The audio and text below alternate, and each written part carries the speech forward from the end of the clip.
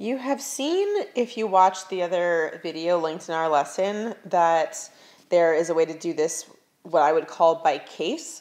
So you watched him go through the same problem as the one I'm about to do, using a by case method where you're just looking at like positives and negatives and doing like two different versions, coming up with your intervals. And I have to say that the chart method really is the same thing. It's just a different way to organize the work. And since many of you are using it for polynomials, you'll find it a nice way to organize the work you're doing here. You can also solve these using graphing, just like we did with the polynomials. They can just get a little bit more complicated, but the same principle would apply. The difference here being that we're dealing with rational functions, so they can also have asymptotes, not just x-intercepts. So you have to remember that our intervals can switch at both places.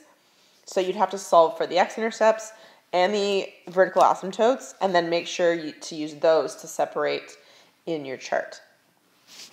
Or sorry, on your actual graph, right? Then that's where you'd kind of be looking to figure out which intervals are greater than 0.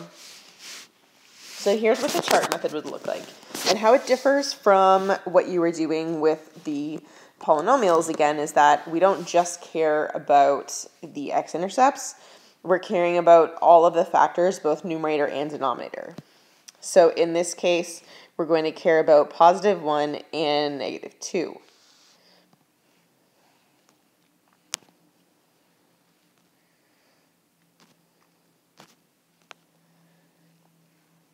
Okay.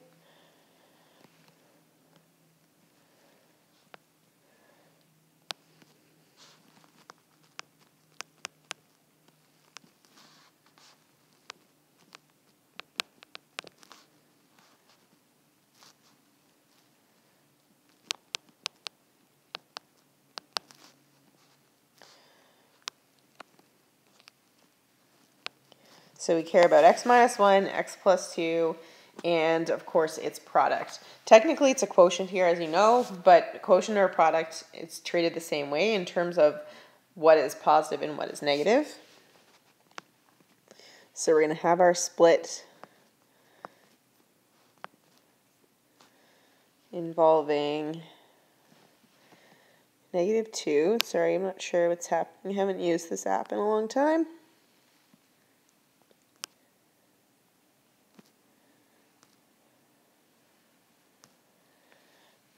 Okay. So we care about negative 2, and our other 0 we care about is 1. So we're going to choose values that fit in those intervals. So let's use negative 3, and we'll use 0, and then we'll use positive 2 over here. Okay, so test with negative 3. It'll be negative here, and negative, which means the product is positive. And test with 0, negative, positive, so a product would be negative. And with positive 2, we get positive, positive, so a product would be positive. And in this question, we care about the answer being greater than 0. So we need to choose anywhere that it is positive. So there are my two answers, which means x is an element, and it's not including, so it's going to be negative infinity to negative 2 using round brackets, union 1 to infinity. So as you can see, the same answers that he got to in the other video, and it would be the same answers if you were to graph the function first and then come up with your intervals.